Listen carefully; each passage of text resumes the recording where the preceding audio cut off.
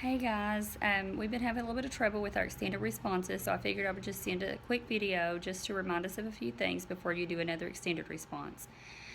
First of all, we're forgetting topic sentence.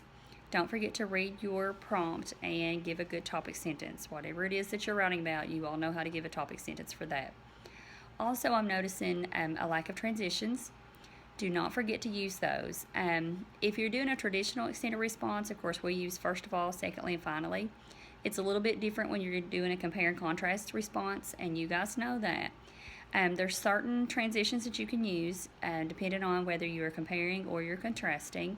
I put those up on our page. I'm hoping that some of us looked at those, but I think some of us didn't because we didn't use them in our writing.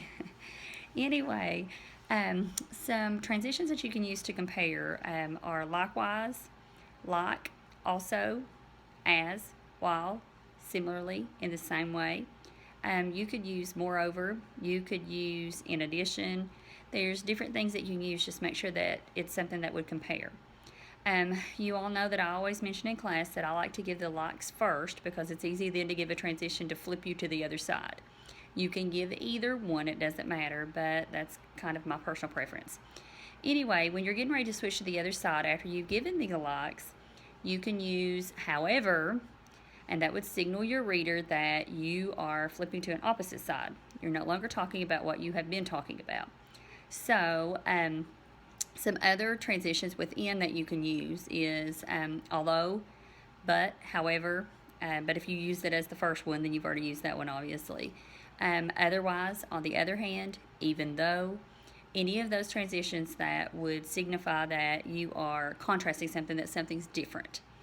Another thing that I've noticed is that we are struggling with giving text evidence. Remember that you have to have some text evidence to back up what you're saying. If you're a good lawyer in court, then you have good evidence to back up your case. So anyway, I need you to remember to give the text evidence that supports what you're saying. And when you do that, don't forget your taglines. You guys know this. We've done this in class forever. So anyway, give those taglines. You can use according to the text mentions, the text states, the passage states, according to the passage. Any of those things, you can use those just to signal to your reader that you are drawn from the text. And also, don't forget your quotation marks. We're forgetting those too. Also, try not to forget your ending sentence. We need a concluding sentence. I'm trying to think of anything else. Punctuation's another thing that's a problem. We're forgetting to put our periods where we need periods. We're just kind of just writing and we're continuing. So don't forget to do that.